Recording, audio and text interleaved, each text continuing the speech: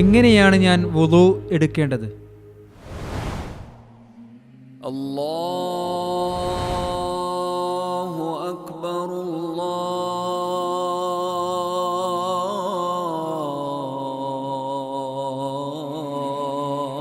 അല്ലാഹു അക്ബർ അല്ലാഹു അക്ബർ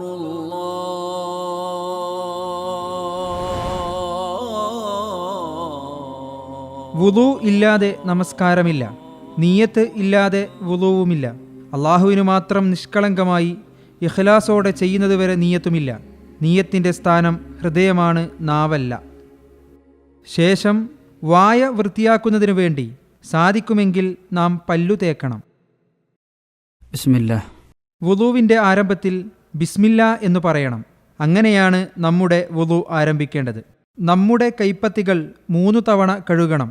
വിരലുകളുടെ അറ്റം മുതൽ കണങ്കൈ വരെ കഴുകാം. കൈപ്പത്തികൾ, കണങ്കൈ ഉൾപ്പെടെ നമുക്ക് 3 തവണ തുടർച്ചയായി കഴുകാം. ആദ്യം വലതു കൈപ്പത്തി കൊണ്ടാണ് തുടങ്ങേണ്ടത്. അത് 3 തവണ കഴുകിയ ശേഷം ഇടതു കൈപ്പത്തിയും 3 തവണ കഴുകണം. വലതു കൈപ്പത്തി 1 തവണ കഴുകിയ ശേഷം പിന്നീട് ഇടതു കൈപ്പത്തി, വീണ്ടും വലതും പിന്നീട് ഇടതും. ഈ രൂപത്തിലും കൈപ്പത്തി കഴുകാവുന്നതാണ്. വിരലുകൾക്കിടയിൽ വെള്ളം പ്രവേശിക്കുന്നുണ്ടെന്ന് നാം ഉറപ്പുവരുത്തേണ്ടതുണ്ട്. ശേഷം നമുക്ക് വായ കൊപ്പിളിക്കുകയും മൂക്കിൽ വെള്ളം കയറ്റി ചീറ്റുകയും ചെയ്യാം.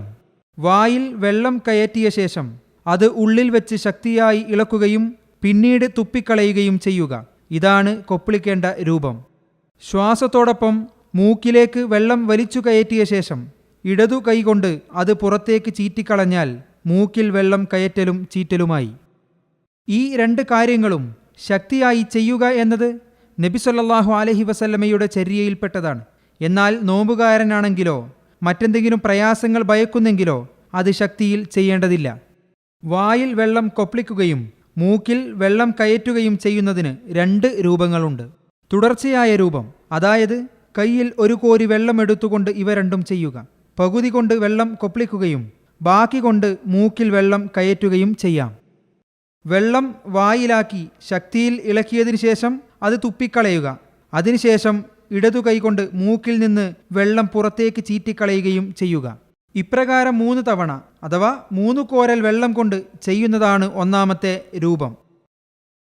വേർതിരിച്ചു ചെയ്യൽ: 1 തവണ വെള്ളമെടുത്തുകൊണ്ട് വായിൽ വെള്ളം കൊപ്പിളിക്കുകയും ശേഷം മൂക്കിൽ വെള്ളം കയറ്റുന്നതിന് രണ്ടാമതൊരു തവണ വെള്ളമെടുക്കുകയും ചെയ്യുക.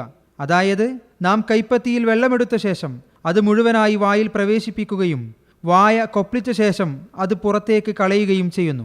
പിന്നീട് രണ്ടാമതൊരു കോരി വെള്ളമെടുക്കുകയും അത് മൂക്കിലേക്ക് പ്രവേശിപ്പിക്കുകയും ശേഷം ഇടതു കൈകൊണ്ട് ചീറ്റിക്കളയുകയും ചെയ്യുന്നു.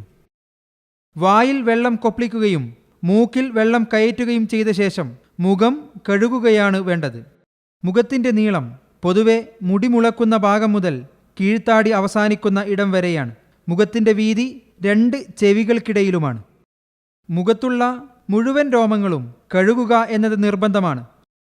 നേർത്ത താടിരോമങ്ങളും മീശയും കൺപുരികങ്ങളും കൺപീലികളും ചുണ്ടിന് താഴെ വളരുന്ന രോമങ്ങളും നിർബന്ധമായും കഴുകണം. മുഖം കഴുകുന്നതിന് 2 രൂപങ്ങളുണ്ട്. ഒന്ന്, 2 കൈകളും കൊണ്ട് വെള്ളമെടുക്കുകയും ശേഷം അവ രണ്ടും കൊണ്ട് മുഖം കഴുകുകയും ചെയ്യുക.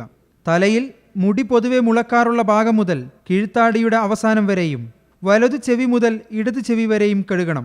ഇടതൂർന്ന താടിയുള്ളവരാണെങ്കിൽ വെള്ളം താടിയുടെ താഴ്ഭാഗത്ത് പ്രവേശിപ്പിച്ച ശേഷം കൈവിരലുകൾ കൊണ്ട് താടി ചിക്കുന്നത് സുന്നത്താണ്. ഇങ്ങനെ 3 തവണ നാം ചെയ്യേണ്ടതുണ്ട്. അതാണ് വുളുവിൻ്റെ പൂർണ്ണത. അല്ലെങ്കിൽ 2 തവണയും ചെയ്യാം. 1 തവണ മാത്രം ചെയ്താൽ അതോടെ നിർബന്ധ ബാധ്യത പൂർത്തീകരിക്കപ്പെടും. 2. വലതു കൈ കൊണ്ട് മാത്രം വെള്ളമെടുക്കുകയും അത് മുഖത്തേക്ക് ആക്കിയ ശേഷം 2 കൈകൾ കൊണ്ടും മുഖം തൊട്ടുമുമ്പ് പറഞ്ഞതുപോലെ കഴുകുകയും ചെയ്യുക. ഇപ്രകാരം 3 തവണ ചെയ്യാം. വുളുവിൻ്റെ അവയവങ്ങൾ മേൽപ്പറഞ്ഞ ക്രമത്തിൽ ശുദ്ധിയാക്കുക എന്നത് നിർബന്ധമാണ്. ഒരു അവയവത്തിൻ്റെ സ്ഥാനത്ത് മറ്റൊരു അവയവം കഴുകാൻ പാടില്ല. അതോടൊപ്പം ഇവ തുടർച്ചയായി ചെയ്യുക എന്നതും നിർബന്ധമാണ്. ഒരു അവയവം ശുദ്ധിയാക്കിയതിനു ശേഷം അടുത്തതിലേക്ക് പോകാൻ താമസമുണ്ടാകരുത്. മുഖം കഴുകിക്കഴിഞ്ഞതിന് ശേഷം നമുക്ക് കൈകൾ കഴുകാൻ ആരംഭിക്കാം.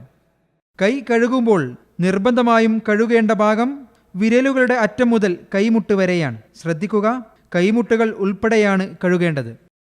ആദ്യം വലതു കൈയിൻ്റെ കൈപ്പത്തിയിലെ വിരലുകളുടെ അറ്റം മുതൽ കഴുകാൻ ആരംഭിക്കാം.